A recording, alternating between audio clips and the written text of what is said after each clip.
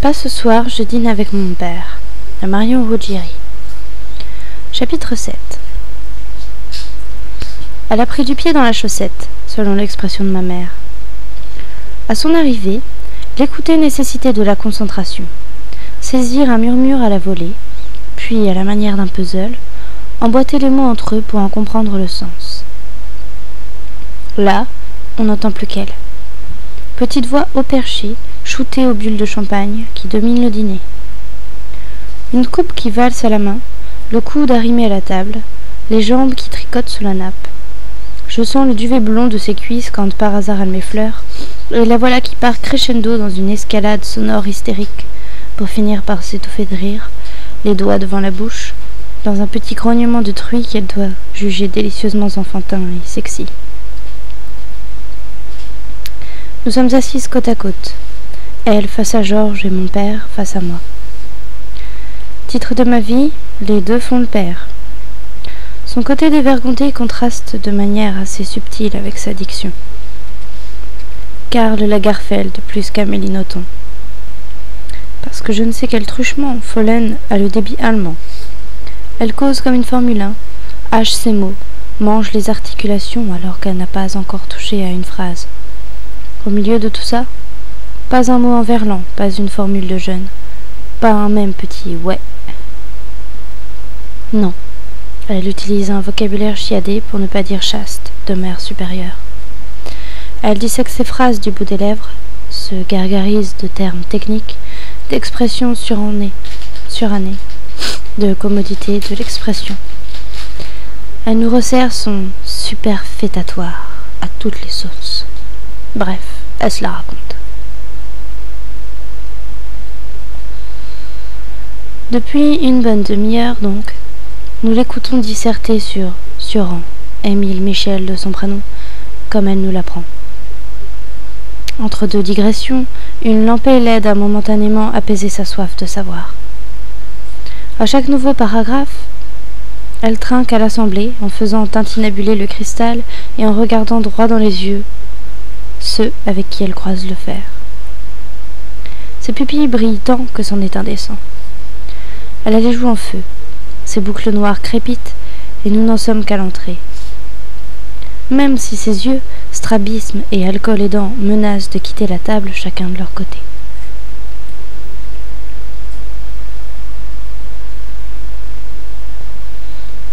Soudain, alors que les restes de saumon commencent à se racornir d'ennui dans leurs assiettes, Follen se lève d'un bond, coupant sec à son ronron philosophique pour débarrasser.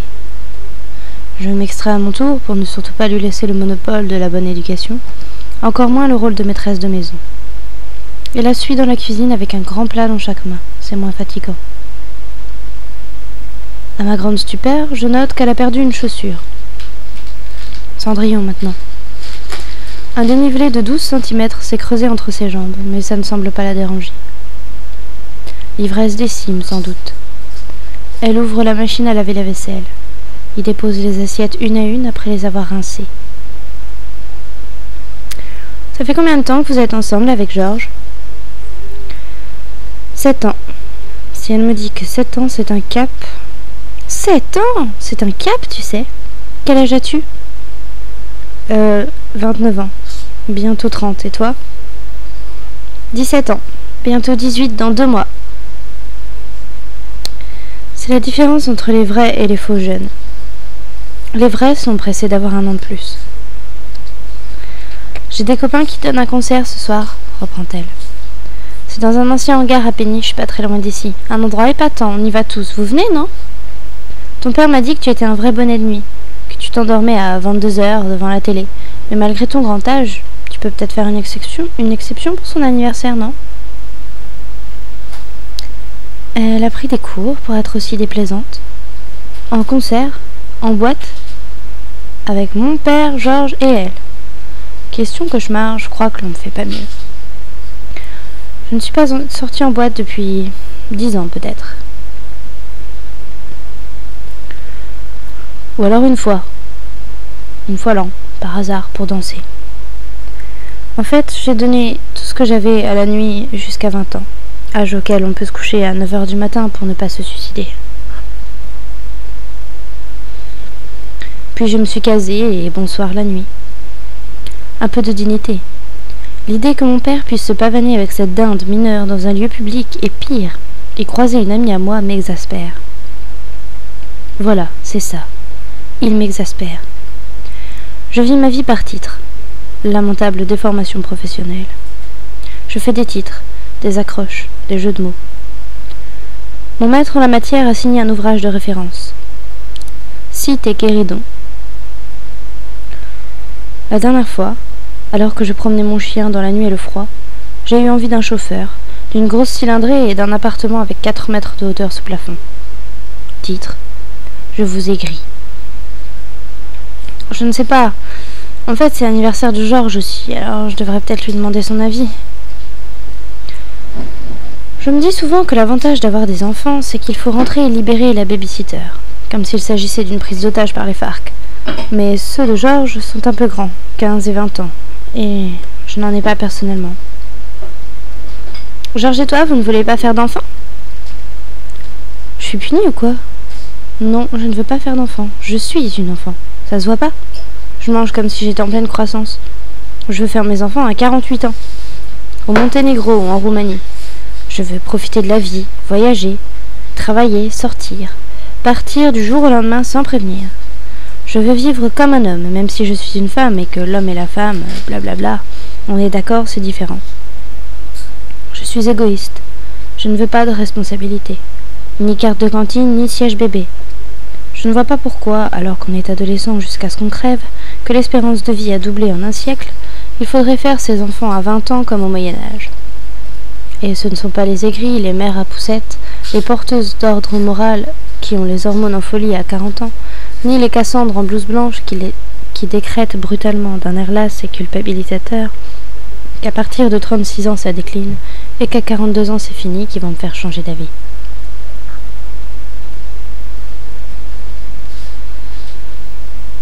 La médecine est en retard sur les mœurs. Qu'elle progresse. Pas besoin d'être devin pour constater qu'une femme de 50 ans aujourd'hui n'a plus rien à voir avec la même il y a 50 ans. Alors je veux des enfants tard. Je veux vivre avant de leur consacrer ma vie. Et je veux qu'on arrête de me poser la question à longueur de journée, comme si le sort personnel de la planète en dépendait. Qu'est-ce que ça peut faire aux gens de savoir si je veux des enfants ou pas? À part les rassurer, se dire qu'ils ont bien fait, qu'ils sont dans la norme, que ça va aller. Et quand j'aurai un enfant, ils me demanderont quand est-ce que je fais le second? M'expliqueront leur théorie à la con, 2 ans d'écart c'est bien, ou alors 10 ans carrément. À force, je suis tellement angoissée que j'ai l'impression que même les murs de ma maison d'enfance retiennent leur respiration. Qu'ils attendent, les entrailles rentrées, que des petits cris résonnent à nouveau dans la cage d'escalier. Qu'ils me disent « Tu es trop grande maintenant pour jouer les enfants dans cette maison » et pointent du doigt la porte de sortie. « Va-t'en et ne reviens que lorsque tu seras maman » Qu'il y a quelque chose de plus fort, de plus profond, qui n'est pas dupe de toute cette mascarade. J'usurpe un poste.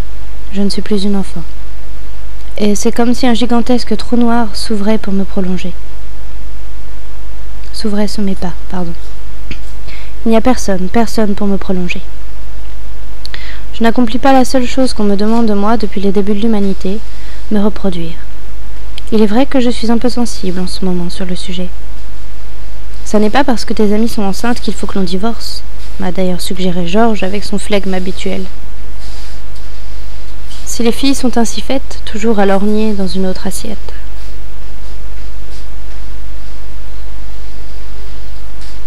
C'est l'autre problème, le père. J'ai préféré le prince chauve au prince charmant. Pour les raisons précédemment citées, je suis condamnée à n'aimer que des hommes au moins aussi vieux que mon père, si je veux vieillir enfant. Le plus tard possible, j'en fais le serment. Reste à ne pas louper la fenêtre de tir. À 30 ans, le nouvel âge des Catherinettes, la question des enfants tombe aussi sûrement que la Russie ou les États-Unis au baccalauréat. 33 ans, ça clignote. 36 ans, c'est l'alerte. 39 ans, la panique. Au-delà, deadline. On reconnaît les femmes de 39 ans au premier coup d'œil. Ce regard de feu follet, cette chair aux abois, cette urgence à demi résignée. Franchement, parfois, je comprends que les femmes deviennent folles. La vie est trop crue avec elles. Trop cruelle. On les porte nues, puis un jour on ne les regarde plus. On leur dit qu'elles vont rajeunir, mais elles sentent le tourner aussi sûrement que du violet. Elles n'ont pas l'âge de leur tête, mais de leurs règles. Une bouille de bébé est déjà quasi ménopausée. D'autant qu'on a beau masquer, les gens se sentent, se reniflent, se flairent. Après, on les lâche dans la nature, livrés à leurs hormones, courant en tous sens, affolés, perdus, déboussolés comme des canards sans tête. Bien sûr, la plupart s'en sortent, certaines sans même s'exposer. C'est assez admirable, cet effort surhumain, cette force de proposition, cette résistance face à la violence. Et c'est ce qui fait leur force, peut-être même leur supériorité. Non, je ne veux pas faire d'enfant avec Georges. Je ne sais pas si c'est le bon, comme on dit. Tu sais, il faut que tu fasses attention, t'as bientôt 30 ans. 30 ans, c'est pas 20. T'as plus toute ta vie devant toi. Tu ne peux pas te permettre de laisser filer encore 7 ans. Dans 7 ans, tu auras 37 ans, et il sera... Trop tard, je sais. On croit content de ma mère. Bon. Admettons que ça soit pas le bon, parce que si c'était lui, tu le saurais, depuis le temps. Donc, le temps de le quitter, de te mettre en disponibilité, parce que tu sais, tant qu'on est mentalement prise par quelqu'un, les autres le sentent.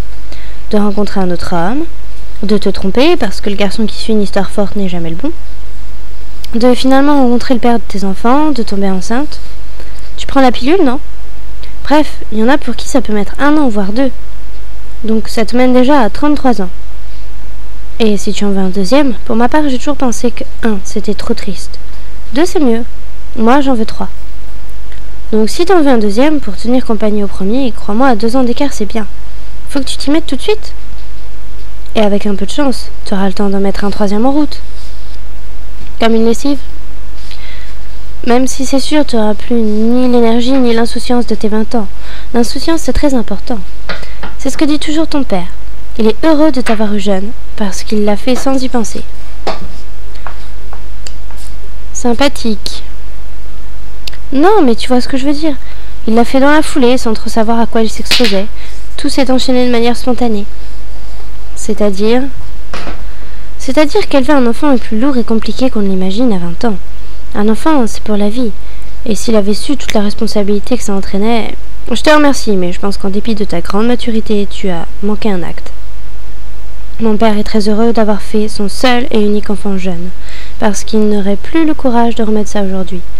Comme ces pauvres types déjà grands-pères qu'on voit acheter des pots pour bébé à 55 ans. Mais il n'a jamais eu la moindre trace de regret quant au fait d'avoir conçu cet enfant. Simplement, il n'en fera plus d'autres. Jamais.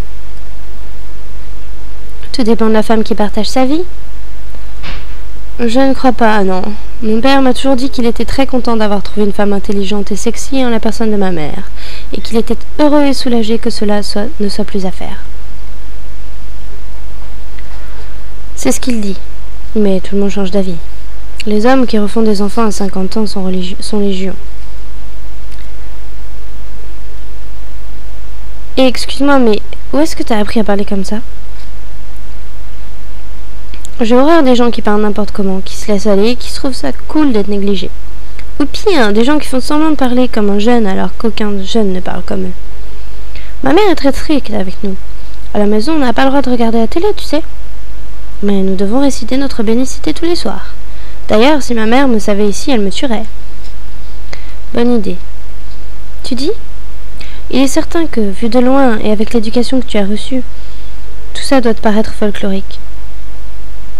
Envie de lui dire qu'on ne m'a pas appris qu'à regarder la télé. Mais c'est grâce à elle si ma sœur était la plus jeune bachelière de France. Grâce à elle, je veux faire Hippocagne. À ce propos, Georges est adorable. Il est vraiment intelligent et puis si gentil, si attentionné. Très élégant aussi. Ouais, c'est ce qu'on dit, mais je ne vois pas le rapport.